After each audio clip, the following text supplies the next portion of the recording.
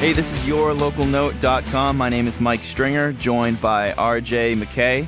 We are the website dedicated to music in and around the Philadelphia area. We built this site for the music listener to have a place to go to discover new music and to keep up to date with the Philadelphia area music scene. And there's many ways you can do that. You can download our free iPhone and Android apps. Just search YLN at their stores. We're streaming 24/7. Our upcoming shows page, you can find out when and where our Your Local Note bands are playing. And of course, we have these weekly podcasts. And this week's featured podcast is with Khalid Quesada. And we'll start with a track off his upcoming release. The album's going to be called The Beauty in Chaos. And the song is called Radio Silence. We have Khalid Quesada on yourlocalnote.com. Sarah, I know your strength. Your carnival skin is buried in silk. I'm shooting the moon and fronting the milk tonight. It's alright. You tell me he can't see sins in the dark, but all of this passion is bound to leave marks. Sometimes we are crimes. They can't tell us what to do. A careful lie could make it true. Give me a kiss, I'll give you a hit. Let's savor the moment, then we can split. Today,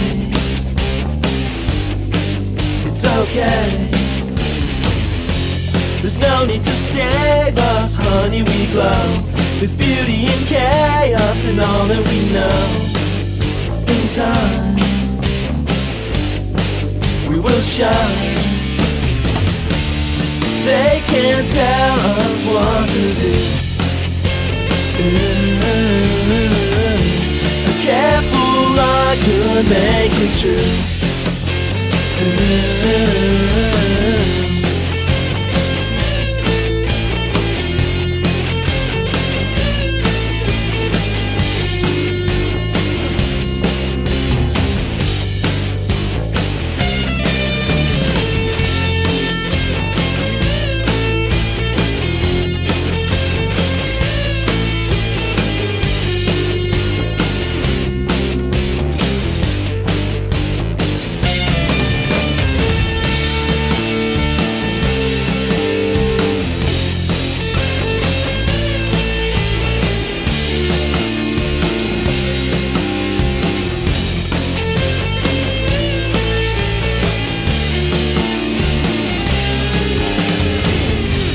Trying to carve our love in the mud.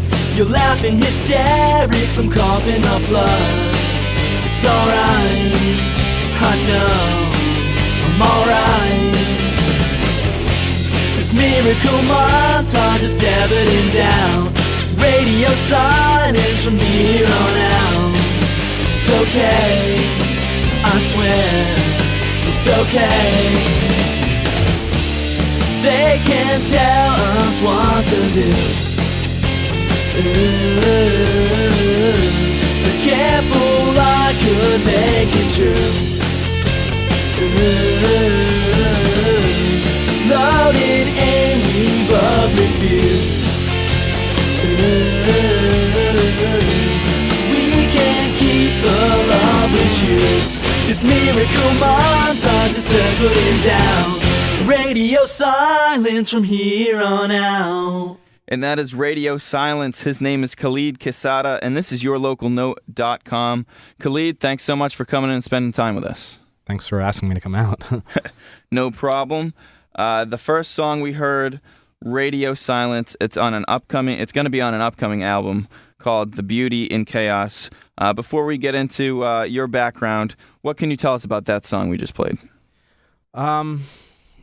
Strangely, it was actually written, the melody, I guess I should say, was written while I was at work, and it just kind of came to me, and then I wrote the lyrics at like a pizza shop, and I based it around just kind of a piano that I was playing at work, and okay, like that's how a lot of songs come to me sometimes. And I just replayed the melody in my head until I finally had a chance to actually kind of figure it out and figure out words for it. Work is not going to want to cut out of this song. No, they're not going to get a cut. It doesn't matter if they want it or not.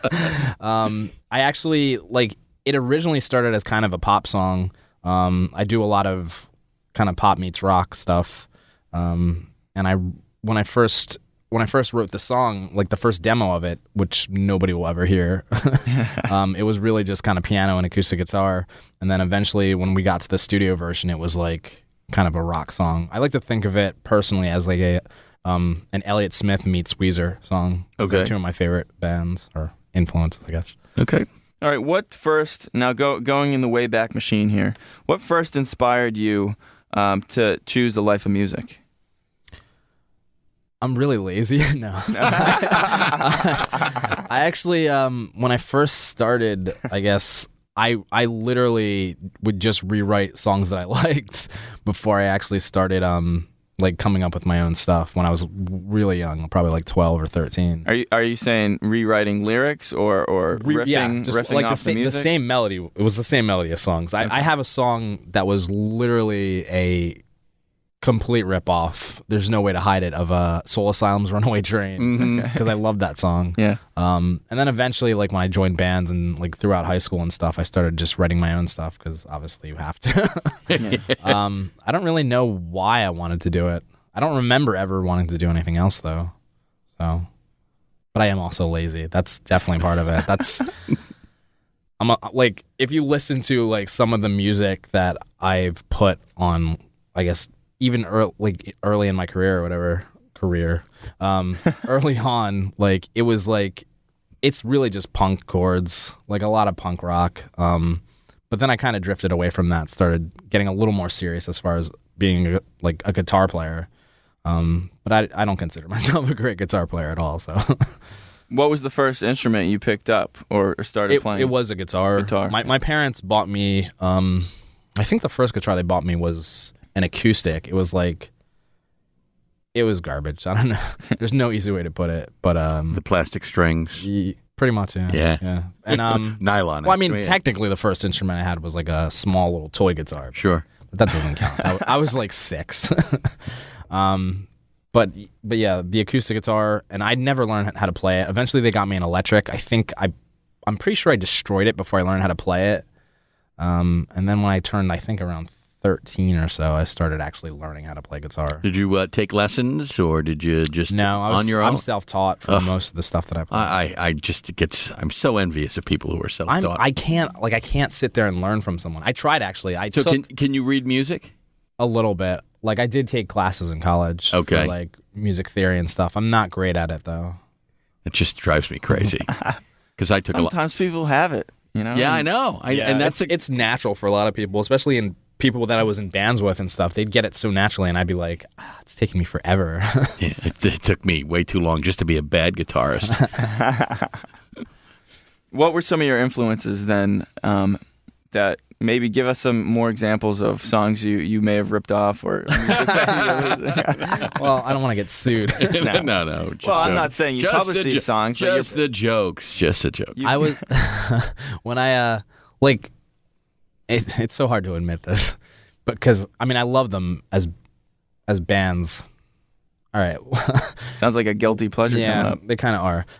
Like I grew up kind of in the 80s, so a lot of the bands from that era, and not even just the 80s, like stuff like the Monkees were kind of being revived in the 80s because of the show and MTV and stuff. And that's when I fell in love with like kind of pop music. And then I loved Kiss, probably because of the makeup. I mean, let's be honest. And bands like Def Leppard. Yeah. These were just bands that I loved. And then eventually like I got into like, I guess I like to consider it more serious rock. Just like the whole Seattle thing, the grunge, like Pearl Jam, Nirvana, Mudhoney, stuff like that. And then that kind of led me in other directions, like Nirvana leads to Pixies, and like some of the other stuff leads back to The Cure. So there's a lot of influences throughout your life. I mean, it's almost like if you like music. if you like the music, then it's something that you become interested in. Yeah. And you try to discover. Especially from like reading like interviews with the bands that I liked at the time, and reading about other bands and like checking them out. And sometimes it works, and sometimes I'm like, I don't really hear it. I don't see why you guys cite these guys as an influence, but sometimes I like them, sometimes I don't. Do some people say to you, you sound like this, or I can hear this, and you have that same reaction of, I don't know what you're talking about? Oh, I do. I've heard Matthew Sweet reference really? to one of my songs, which I'd never heard. I like Matthew Sweet, but I've never really heard it in your music. Yeah, I've never heard it in my stuff. When writing a song, like you said with the first song we talked about, Radio Silence, you were just at work and the melody came to you, and then you just hammered it out. Is that the way it goes with you? First the music, then the lyrics, or it's a mix? It's almost, I'd say about 90% music first, and then melody based on that, and lyrics that fit the melody. And you play both the guitar and piano. Yeah, I'm a better guitar player than a piano player. Okay. So it tells you. But what do you find easier writing music with, a guitar? I almost always write on guitar. Okay. And usually an acoustic first, even if it's going to be a song that's going to be electric, I'll usually start on an acoustic guitar. Okay. Let's go to song number 2. The song is called Parlor Game. Let's talk a little bit about that. What is the song about? Well, most of the songs are actually part of like a story.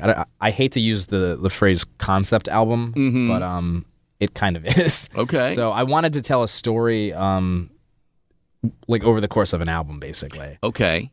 The main theme, I guess, is about the connection between addiction to like a human, like a love romance or whatever, sure, and addiction to like drugs and stuff. Okay. So where the similarities are. Yeah, exactly. Like, and just that sense of withdrawal, that sense of like being so connected to someone that if it's a bad relationship, it's obviously destroying your life. Okay. So, and then if for some reason it doesn't work, it could be a withdrawal, like a painful experience. Absolutely, yeah. I actually based it, like, the first song it wasn't the first song actually specifically written for that concept, but I had a song already that I wrote that was like kind of that theme. Okay. So I was like, well, why don't I just make a whole album based on it? Because, I don't know, I like the idea of at least the first album being kind of cohesive, Any life experience in that, or? I don't do drugs. No. Not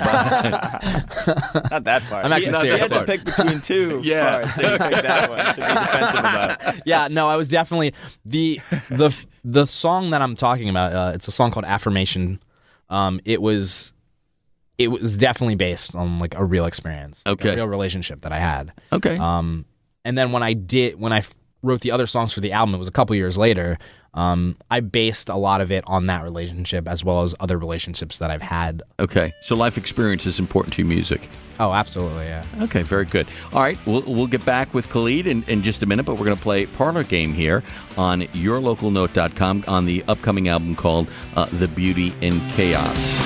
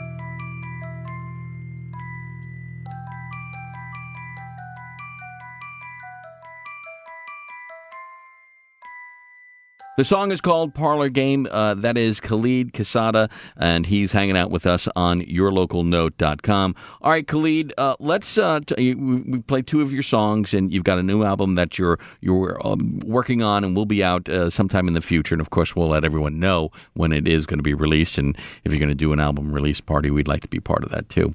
The thing I want to talk about is you also have or put together a band called Rogues Gallery. Now, for the most part, you've been a solo artist. Yeah. What made you decide to try to incorporate a band to what you're doing? Well, the studio stuff is definitely, it's a more band-oriented sound. Okay. It's obviously, it's a full band kind of interpretation of the songs. Mm-hmm. I've always tried to write songs that I can do acoustically as well as in a band.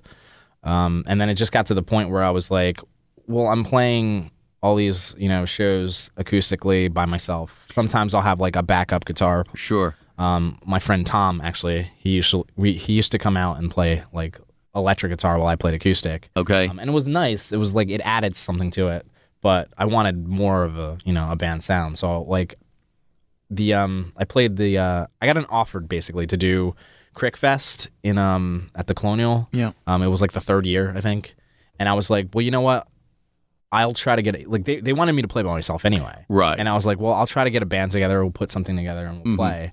And I just kind of talked to two of my friends and said, look, if you guys want to, because they had already been kind of nagging me to like be part of what jam. you're doing. Yeah. Oh, cool. And to just like jam and stuff too. Okay.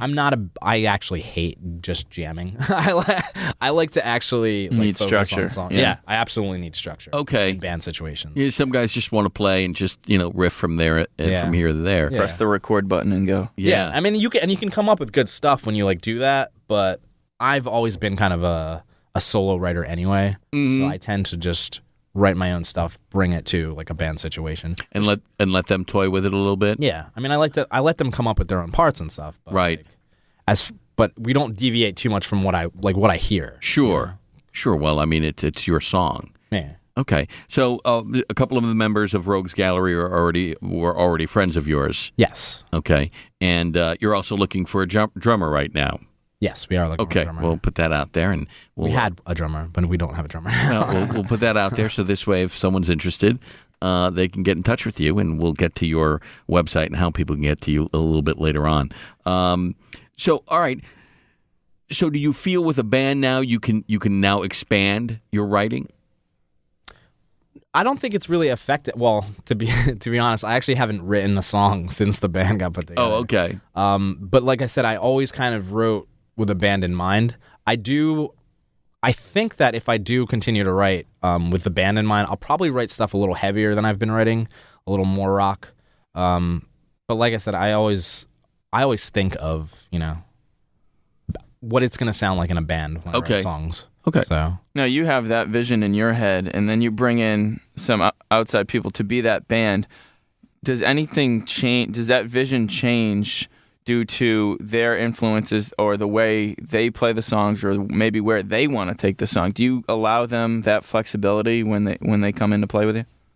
it really depends on the song, and it depends if I think the choices they make are better for the song. Right. So you're open to that, but you're also willing to step in and tell them to stop. Yes. If they're doing something I don't like, I will tell them to stop. Okay. And I won't be mean about it or anything, but like I guess at the end of the day, like the songs represent, you know, what I'm going through and like my like you said, my life experiences. So I want them to be taken seriously. Right. And I'm not completely strict. Like I have songs that aren't completely serious, but for the most part they're, you know, extensions, I guess, of my soul or whatever whatever you like to think of it. Okay. Well, it's your babies that you're creating. Yeah, they are. And some of them are, you know. Sometimes you have a specific way. And especially with a new band, I mean, you're going to give them direction. They're going to learn what you like and what you don't like, and then go from there. Where do you grab when you're writing lyrics? Does it just come to you and then you got to start writing, or do you sit down and you try to plot out the story? It's kind of both. Sometimes lyrics will just come to me. They usually don't make any sense. They just sound cool.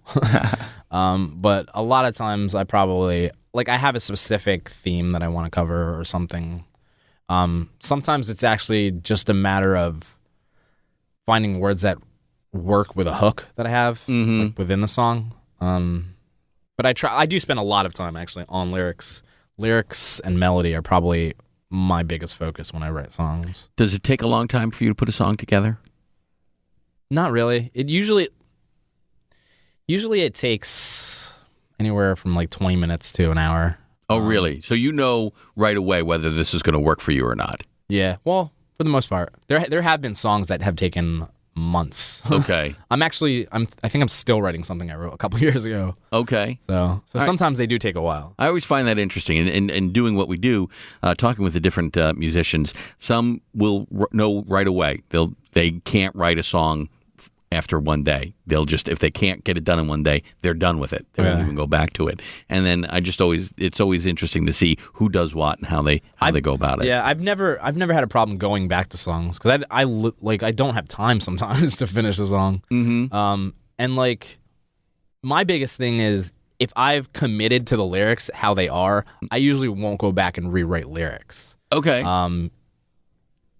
On rare occasions, I will because I'll think of something better. Or something but you don't mind tinkering with the music? I do that all the time. Actually. Okay. And listening to a song like in just like demo form to like studio form, like there are a lot of differences. Like the song Parlor Game, it was actually the first version of it is really just it's kind of a piano and acoustic guitar based song. Okay. And then I thought that it was going to be similar to that, just with like bass and drums in the studio version, but it actually I ended up adding like electric guitar, distortion because I'm like a sucker for distortion. Okay, let's go to song number 3. The song is called "We Love in Stereo." Tell us a little bit about that song. It's it's kind of the same. I mean, it's part of the same story, I guess, as the other songs. Does it follow a song, or are that these song songs... actually comes before Radio Silence? And but what I'm saying is, do the songs have to go in a certain order for you to understand the story, or is it just loosely put together? That was kind of the trick that I had to work with. Is I had to make each song stand on its own, but also fit into the story. Which I think I did pretty well. If you ever hear the whole album, right? Which we will eventually. Yeah, hopefully. We Love in Stereo was actually, I'm pretty sure it used to be called We Die in Stereo, which kind of changes the meaning a lot. Yeah, a little bit. Yeah. And that one was just, that was honestly written as kind of a, I hate to say filler, but I didn't think it was going to turn out as well as it ended up turning out. Okay. So, and then a lot of people ended up liking it, so that's why when I first had a single, it was Radio Silence with We Love in Stereo. Okay. All right, let's go to We Love in Stereo. This is we're hanging with Khalid Quesada, and this is yourlocalnote.com.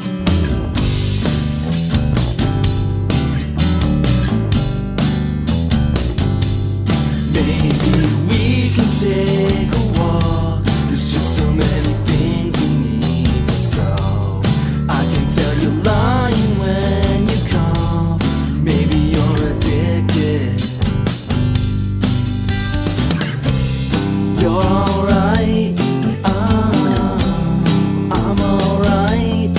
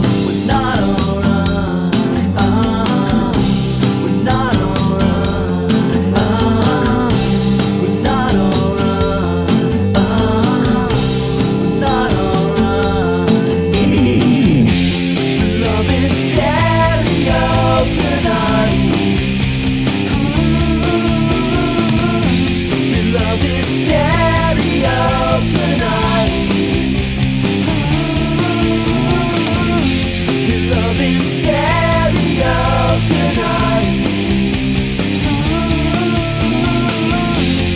Love in stereo tonight, tonight.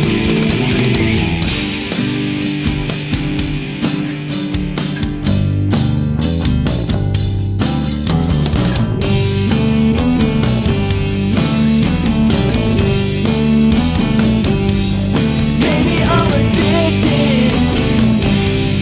Maybe I'm addicted. Maybe I'm addicted. Maybe I'm addicted to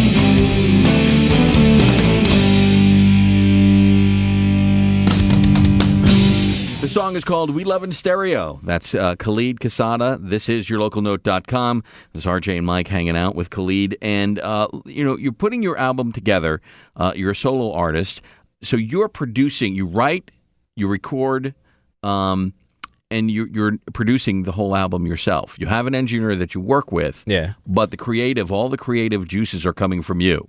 For the most How part. difficult do you find that? I mean, do you ever run into a time where it's like it's just not going the way you want? And is there someone you go to say, hey, I'm almost have like writer's block or singer's block or whatever you want to call it? Well, I made sure actually before I even got into the studio to start work on it, just because money's tight, you don't want to waste time. I'm doing almost everything myself as far as instruments. The engineer, my friend Steve, actually, he plays drums, so he did all the drums on this tracks, because I can drum, but I'm not a good drummer. Okay. So, I can keep a beat, but that's about it. All right. So you're not complete. Well, you've written and produced a number of songs, but the album's not fully complete yet. Not as far as studio work, not as far as recording. But they're all written. The songs are written. The songs are they've been written for years. Actually. Okay. And like I have most of them in a demo form, so that when we go into the studio, we can listen to the demo, Right. kind of base it around that, set up the click track for the right tempo, work from there. I made because I had never played to a click track before I had been in a studio. Well, why don't you explain to some people what a click track is? There could be some people who don't understand. Basically, it's something that keeps tempo. It can be a click, it could be a beep, it could be whatever you set it to. It could be a cough. Okay. And then usually the drummer bases the rhythm around that. And then you bass, like you put guitar on top of that, or bass and drums. We don't always record in that order. Like sometimes I'll lay a guitar track down and then he'll come with the drums. It really depends on the song. Okay. Is voice always last? Almost always last. And I usually double track my vocals, so I have to record each lead vocal twice because I'm a huge Beatles fan. Okay. And I did that a lot in the 60s. And then I also have to do harmony, either single track or double track harmony. Really? So it does take a while. So everything is you? Yeah. Wow. Wow, that's a lot of pressure. I actually, what's funny is my biggest issue in the studio has always been kind of the mixing, because it's always tedious and I'm always kind of sitting there listening to the songs over and over. And like if it gets late, he'll be like, well, let's go home and we'll come back later and take a listen again. But mixing is always so like sometimes. So you're working with Steve on the mixing too. Yeah, he definitely does mixing. Yeah, because I can't for the life of me mix. But I'm saying, but you're right there with him. Oh, It's yeah, not like absolutely. It's not like you're going, Steve, just take care of that. I'll be back. There's been occasions though where he's like, especially with the drum stuff, because he's the drummer and he knows drums. And if I don't like something, obviously I'll just tell him. And that was definitely a big part of working with him, was being comfortable with him. That was a big deal. And I like working with him, which is why I want to finish the album with him. Okay. But there are times when he'll mix stuff when I'm not around or I'm not there, and he'll let me know, and then I'll come in and take a listen. And if I like it, obviously we'll work with it. So you trust his yeah, absolutely. Okay. I think there's only been one occasion where he did something on one of the songs where I was like, no, that's not acceptable. All right, let's go through some of the places that we can find your music and find out more about you. What are your websites? Well, I do have an official website, just KhalidQuesada.com. You can find me on Facebook, KhalidQuesada.music, I believe. And then Rogues Gallery has one too, which you can also find from my personal one. I'm on Twitter, YouTube, Reverb Nation. I think I'm even still on MySpace. Yes, MySpace. Now, at the moment, you don't have any shows lined up, but as soon as you do, let us know. We'll put it up on the page so people can find it there. For someone who hasn't seen you with Rogues Gallery, just give us a quick example of what someone can expect from going out to see you guys play live. As a band? Yeah. Well, it's going to be a different dynamic once we get a new drummer, I guess. But our bass player, Josh, he likes to wear top hats. Okay. So, yeah. We're kind of just, I don't know, rock. You guys play pretty close to the recorded cuts to the album? Well, we don't play those songs for the most part. Okay. Like, that's kind of... So that's you always with been Rogues intended. has your own catalog of music? Yeah. Like, I took songs that I had written and brought them to Rogues Gallery, and like I said before, all band-related stuff that I write.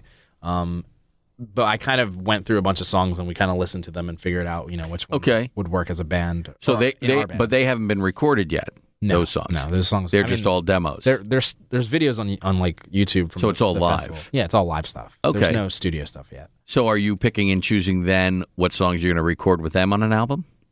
Yeah, I already have a list. Oh, of do you songs. really? Yeah. Of the So you songs. already have your second album ready to go. What you don't in understand a way. is, absolutely. I actually have my second solo album ready to go, and beyond that, I have a lot of songs. So you write constantly. I did up until the past 4 months. I did. Yeah. You've been gathering and gathering and gathering, much, yeah. and now you're just going for it. I hate squirrels, but I'm like a squirrel. Okay, well, we're looking forward to when you start working on the Rogues Gallery. I want to hear that stuff too. Okay. I want to as well. Okay, very Curious cool. as to how it's going to sound. All right, the final song on the podcast is called "The Optimist." Tell us how you wrote that song and what it's about. I don't remember. I actually don't remember how I came up with the riff for it because it's kind of a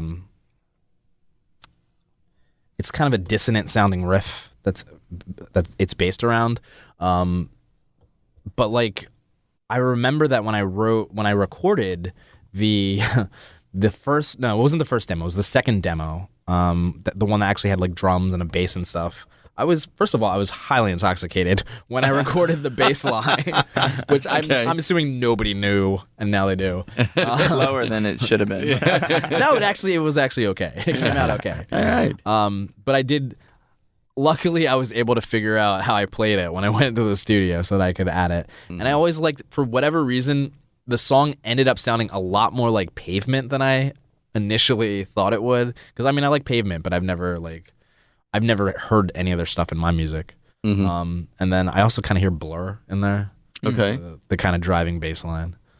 So, and then the song itself is just The Optimist as a title is kind of sarcasm because it's definitely about things falling apart. Oh, okay. It does say we deserve something better, in the sense that, if we're But you're listening to the song and you're going, oh, okay, there was a little sarcasm with the title. Definitely. Cool, because there's also another song about the beginning of the relationship in the story that's called The Pessimist. Okay. So it's the other end of that. So we got to listen to your music and really listen to the words and compare it to the title then.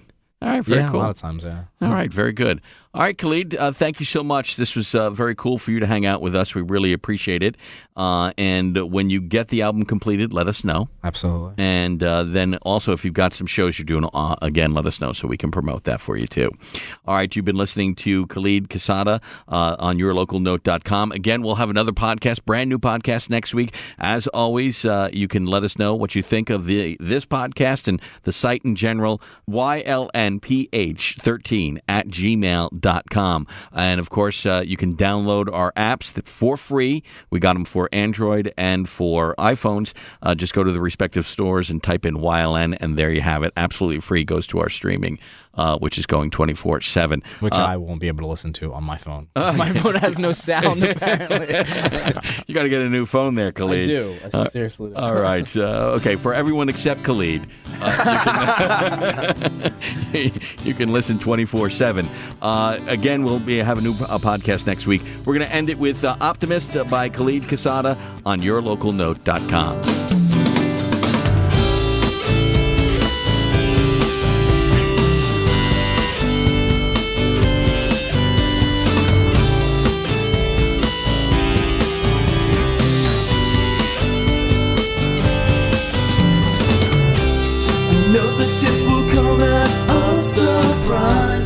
such an ugly conflict in disguise. I'm trading inconvenience for a prize. There's nothing but disaster in your eyes. I've watched you fall apart in fractured scenes. This cinematic kiss is so obscene.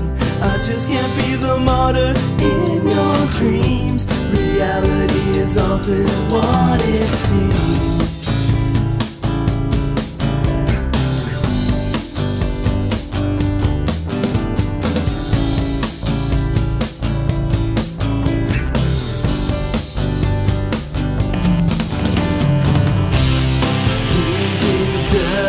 Something better.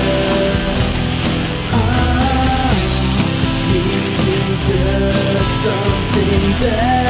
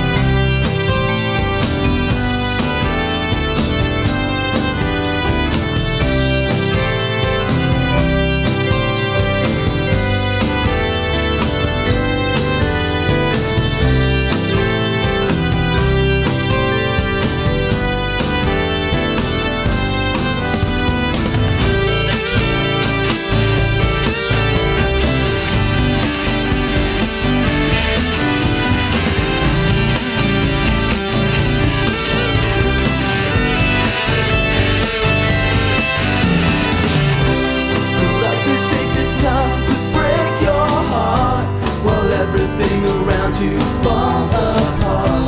I can't pretend I haven't let you down. We'll use the color black to paint this town.